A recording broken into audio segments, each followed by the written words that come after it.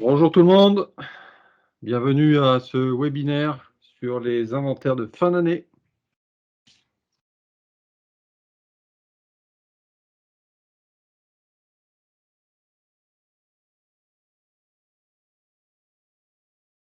Donc pour ce webinaire de fin d'année, nous allons procéder de la façon suivante.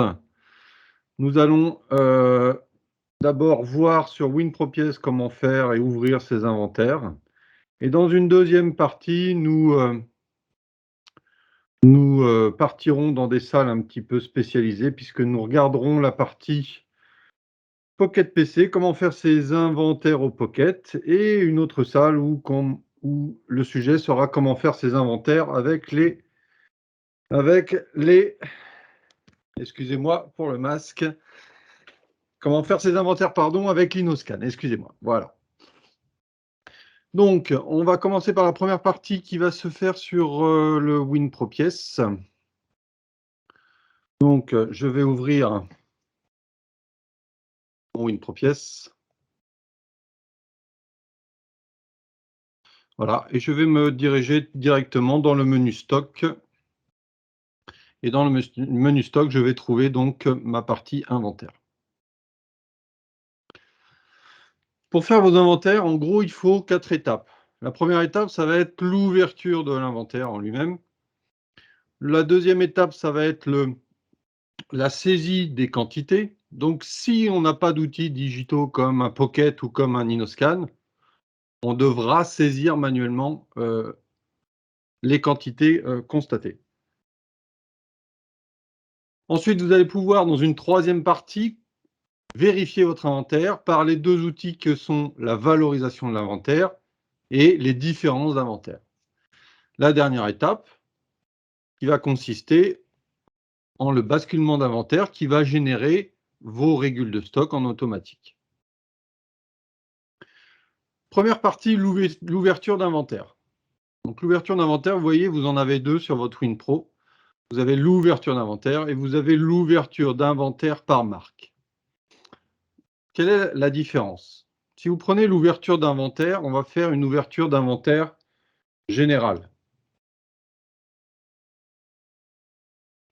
Cet outil sera utilisé plutôt pour les clients qui utilisent l'InnoScan. Pour ceux qui ont le Pocket PC, on utilisera l'ouverture d'inventaire par marque.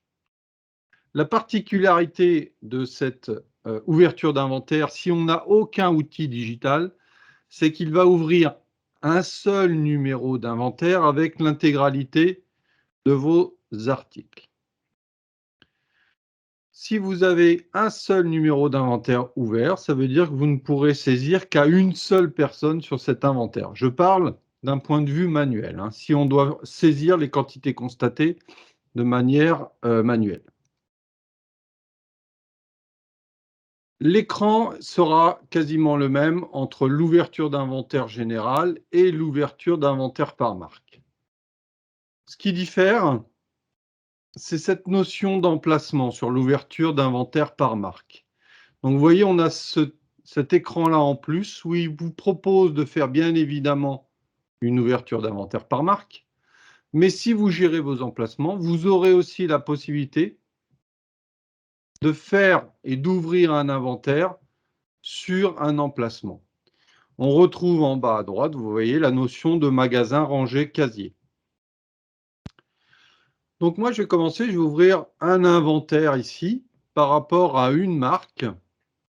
Donc ici, numéro d'inventaire, je n'y touche pas.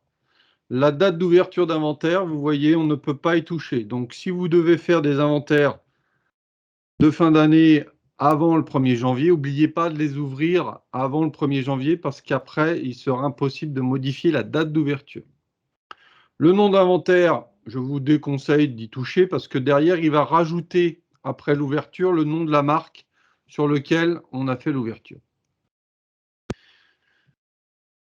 Le logiciel vous demande, voilà, au niveau des quantités constatées, est-ce que tu veux que j'initialise déjà quelque chose? Donc, vous avez 3 possibilités. Ne pas initialiser la quantité constatée, ça veut dire que toutes les cases de quantité constatée de vos articles qui seront présents dans l'inventaire seront vierges, c'est-à-dire qu'il faudra mettre une valeur, que ça soit 0 ou que ça soit 1, 2, 3, 4. La deuxième possibilité, c'est d'initialiser la quantité constatée à 0, c'est-à-dire que là, vous allez mettre des zéros sur toutes les lignes de votre inventaire.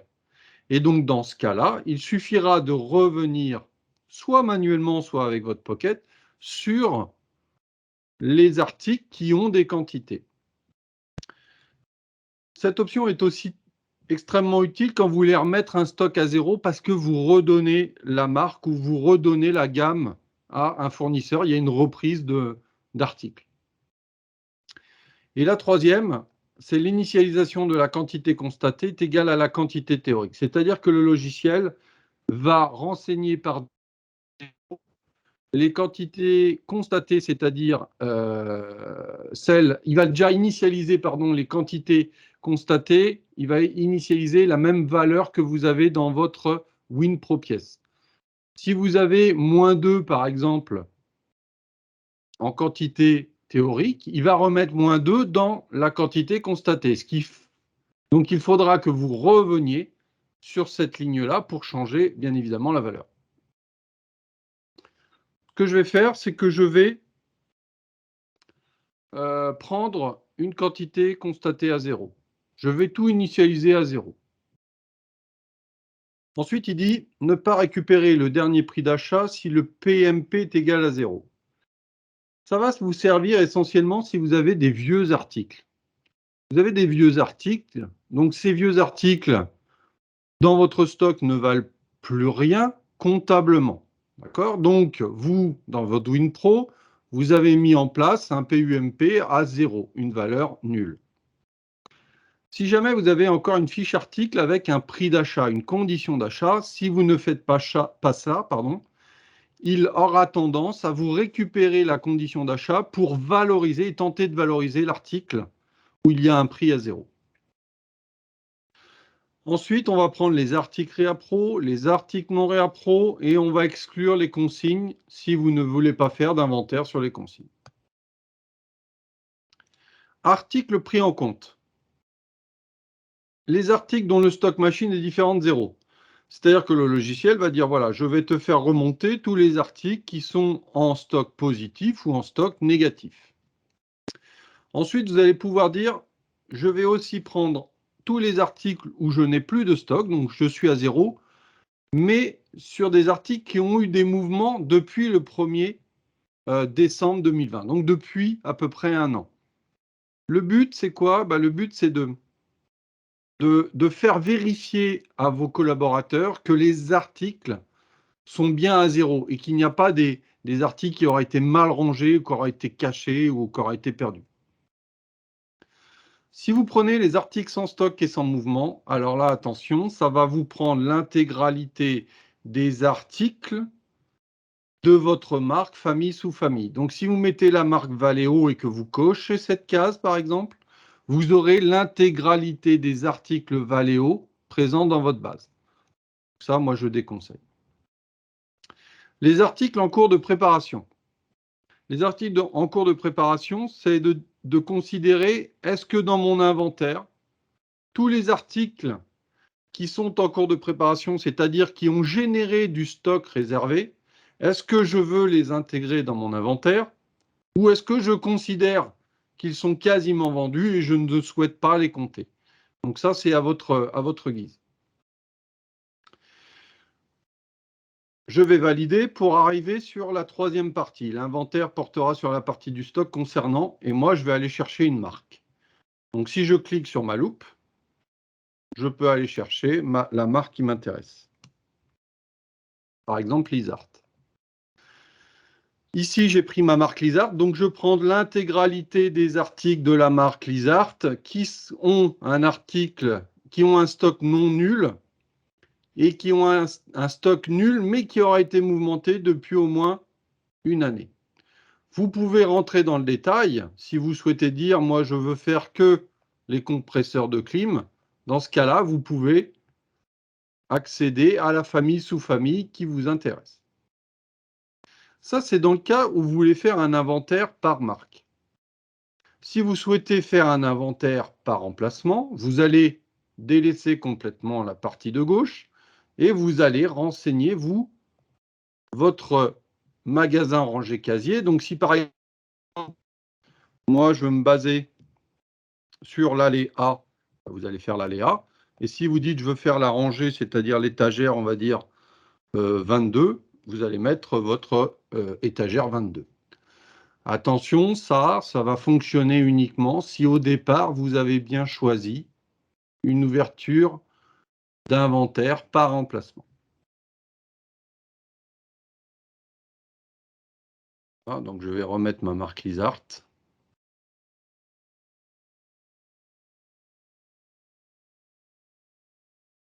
Et je vais faire ouvrir. Je confirme l'ouverture. Voilà. Voulez-vous éditer l'ouverture de stock? Je vais faire oui pour vous montrer. Il va m'ouvrir en fait.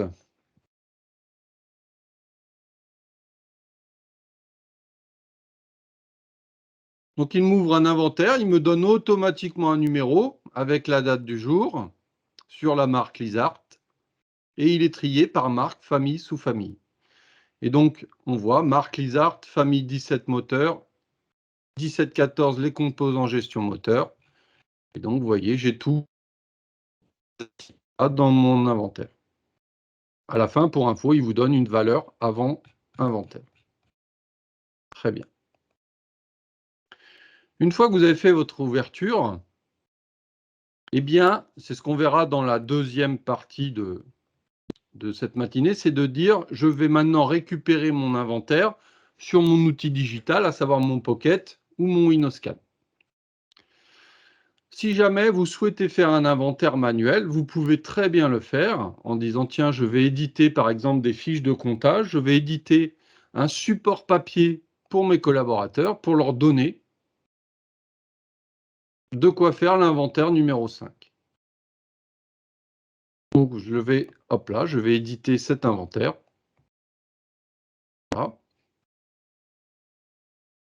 Voilà. Et donc là, vous avez un support papier qui permettra à vos collaborateurs d'aller faire l'inventaire manuellement dans les rayons.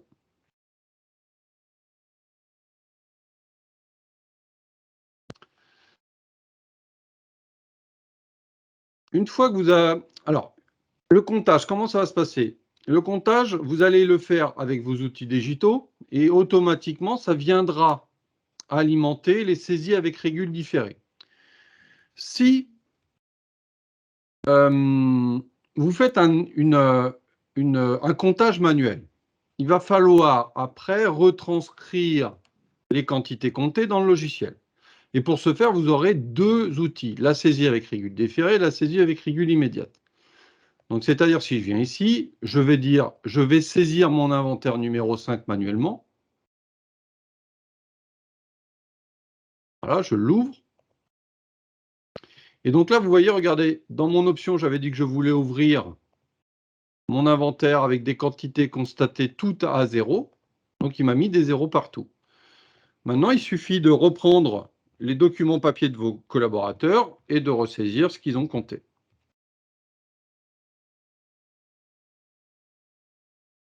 Si vous n'avez pas fini la saisie de votre inventaire manuel, vous validez. Toujours, toujours, toujours. Vous validez. Voilà. Il va enregistrer les quantités que vous avez déjà constatées. Et il vous donne un petit rapport ici. Il vous dit 0 quantité non saisie. Ça veut dire que toutes les cellules, toutes les quantités constatées, on a une valeur. Bah oui, puisque j'ai mis des zéros partout. J'ai 78 articles où la quantité théorique est différente de la quantité constatée. Tout à fait, puisque j'ai des zéros partout. 0 article où la quantité théorique est égale à la quantité constatée. Bah oui, celle que j'ai saisie, vous voyez, j'en ai pas remis une identique. Et j'ai 78 articles dans mon inventaire saisi. Voulez-vous éditer l'inventaire? Non. C'est très très important si vous n'avez pas fini de valider. Hein. Vous validez bien votre saisie pour ne pas perdre ce que vous avez déjà fait. Pourquoi? Parce qu'en fait, si pour reprendre votre inventaire, vous revenez dessus, vous remettez votre inventaire numéro 5. Voilà. Et on va pouvoir continuer à saisir, vous voyez.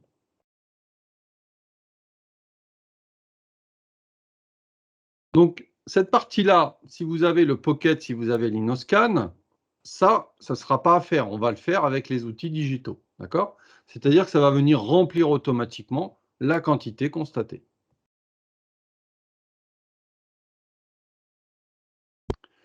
La saisie avec régule immédiate, elle va consister à quoi? Elle va vous servir essentiellement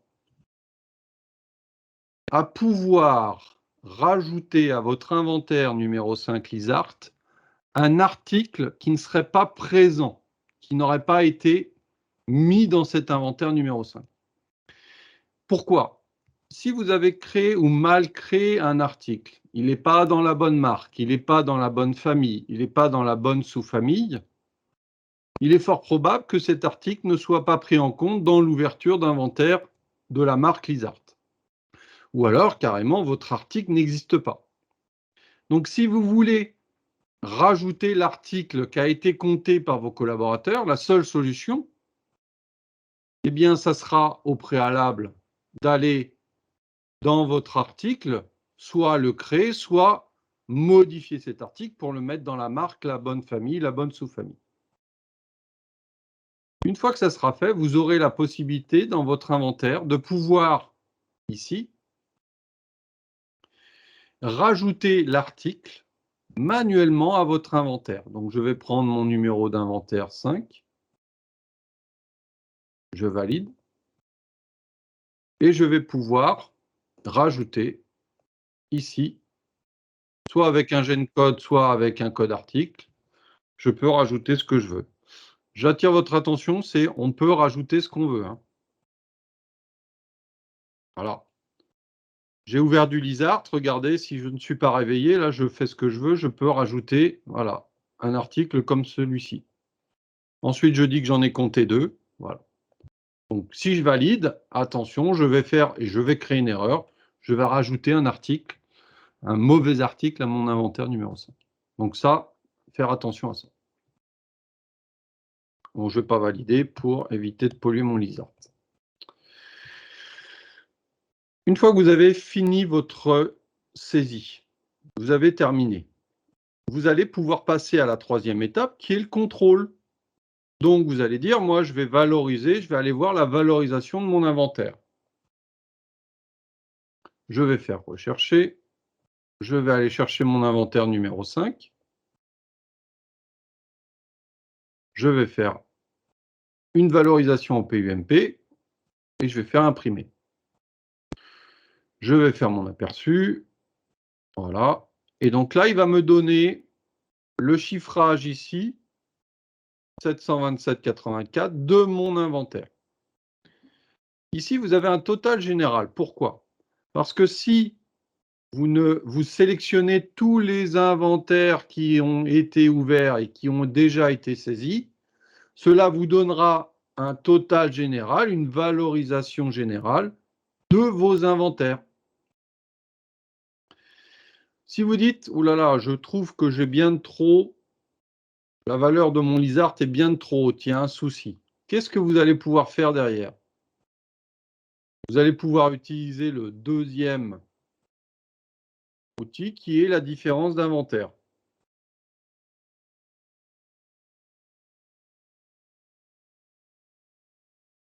Cet outil-là, si je vais chercher mon inventaire numéro 5, je vais, et il est coché par défaut édité, je vais l'imprimer, il va me permettre voilà, de sortir mes différences d'inventaire.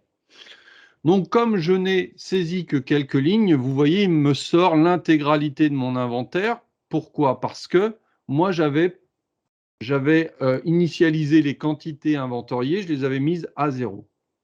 Mais si on prend les premières lignes, par exemple, quantité inventoriée 2, quantité théorique 4, ça veut dire que dans mon logiciel, moi, j'avais un stock théorique de 4, j'ai saisi 2, donc le logiciel me dit tu as une différence de moins 2.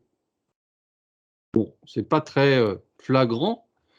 Ce qui peut être flagrant, c'est, je vous donne un exemple, vous avez par exemple quantité théorique 4 boîtes de rivets, quantité inventoriée 3600. C'est-à-dire que votre collaborateur, au lieu de compter 4 boîtes, il s'est amusé à compter les 3600 arrivés. Donc, si vous avez un PUMP à 57 €, vous imaginez bien que ça va faire envoler la valeur de votre stock. Vous avez constaté des erreurs. Qu'est-ce que vous pouvez faire? Qu'est-ce que vous devez faire? Tout simplement, vous allez pouvoir revenir dans votre saisie régule différée, faire votre saisie du numéro 5.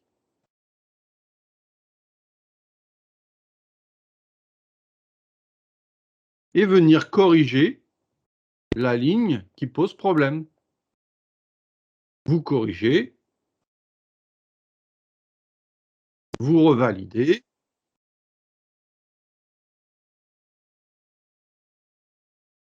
Et derrière, je n'ai pas réédité l'inventaire, vous avez vu, vous pouvez refaire une valorisation, relancer une différence d'inventaire.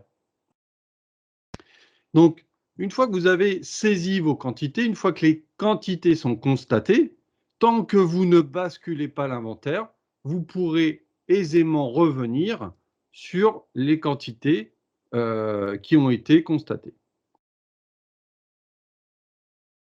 Dernière étape, quatrième étape, une fois que vous êtes d'accord avec la valo de votre stock, c'est le basculement d'inventaire. Si je clique dessus, il va me proposer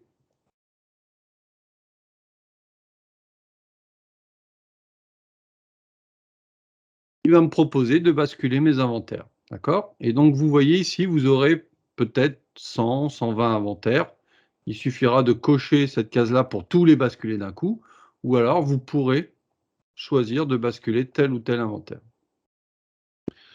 Ici, ce qui est très important, c'est que votre inventaire a été ouvert en date du 8 décembre. Vous avez fait le comptage peut-être le 8 décembre, le 9 décembre, et imaginez qu'on est le 4 janvier. Lorsque je vais basculer mon inventaire, les régules de stock se passeront bien évidemment, non pas en date du 4 janvier, mais bien en date du 8 décembre. D'accord? Donc, ce qui est très important, c'est l'ouverture de l'inventaire, le comptage de l'inventaire.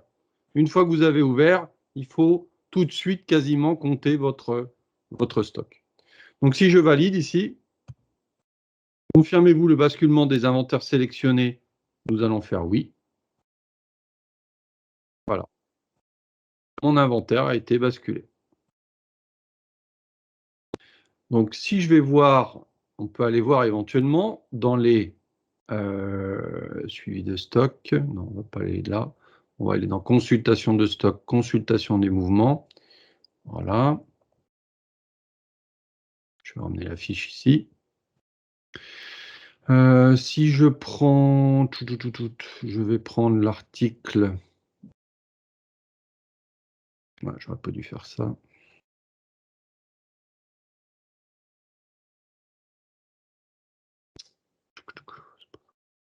Voilà.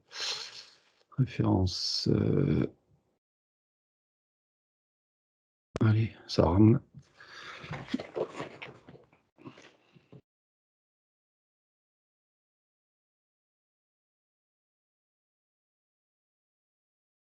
Donc là, je lui ai demandé tous mes articles. Donc là, j'ai pas fait quelque chose de correct. Je vais recommencer, c'est pas grave, et je vais mettre mes articles, un article Lizart. LIZA étoile, Lisa, validé. Voilà. Je vais prendre.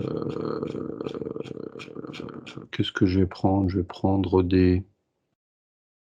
Est-ce que j'en ai ici? Je sais pas, ok. On va pas faire comme ça, je vais en prendre un autre. Je vais prendre ça, CTRL-C, CTRL-V.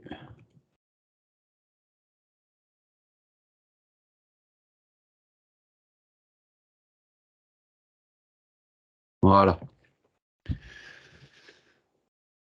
Donc regardez ici, par rapport à cet article-là, Lizart, donc j'en avais acheté le 7 décembre, il y a eu une entrée en stock de 2. D'accord? Au niveau de mon inventaire, j'ai dû laisser la quantité constatée à 0, donc il me refait une sortie de 2. Et on voit que dans les mouvements, dans les origines de mouvement, on a une origine en I comme inventaire. Et on voit apparaître ici inventaire en date du 8/12/2021 et c'est le numéro 5. Ok, j'ai ouvert mon inventaire aujourd'hui, je l'ai compté aujourd'hui, je l'ai basculé aujourd'hui, donc la date de mouvement est bien en date du 8/12. Mais je répète, votre date de mouvement sera bien en date de l'ouverture, de date d'ouverture d'inventaire. Ok. Il vous reste un petit menu dans les inventaires qui est le menu divers. À quoi il va vous servir? Il va vous permettre deux choses. La première, c'est d'abandonner un inventaire. Abandonner un inventaire, ça sert à quoi? C'est que vous avez ouvert un inventaire, mais pour X raisons, vous n'avez pas fini le comptage, vous avez, voilà, vous n'avez pas eu le temps de le faire. Dans ce cas-là, vous allez pouvoir dire, moi, je vais abandonner, par exemple, cet inventaire numéro 4. Je n'irai jamais jusqu'au bout. Donc, je valide. Voilà, j'abandonne mon inventaire. Ça évite d'avoir une liste d'inventaires ouverts après où on se pose la question, est-ce que ça a été fait, fini, pas fini, etc. Donc ça permet de faire le ménage. Et deuxième chose que vous pouvez faire, c'est la visualisation des inventaires basculés. Ça, c'est assez intéressant. Ça va vous permettre de faire, en cliquant sur visualiser, de cliquer ici, d'aller chercher votre inventaire numéro 5. Voilà. Et vous retrouvez ici tout votre inventaire. Ce qui est intéressant, c'est que vous pouvez le réimprimer. Donc, si vous avez une tierce personne qui vous demande votre inventaire à la date en question sur telle marque, vous pouvez sans problème le réimprimer. Voilà.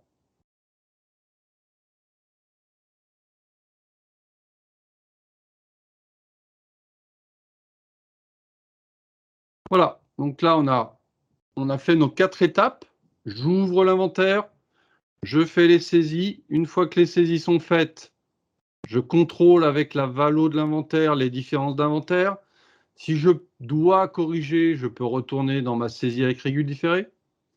Et enfin, l'ultime étape, une fois que je suis OK avec mon inventaire, je vais faire mon basculement d'inventaire.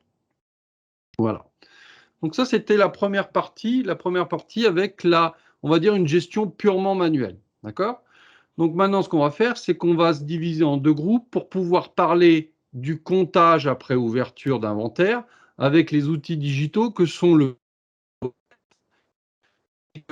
et aussi l'Inoscan, d'accord? Les deux outils qui permettent de faire de l'inventaire.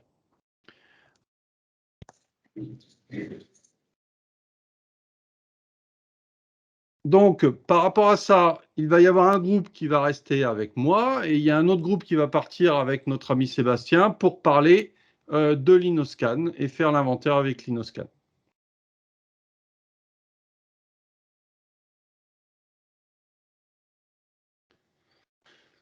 Hop là.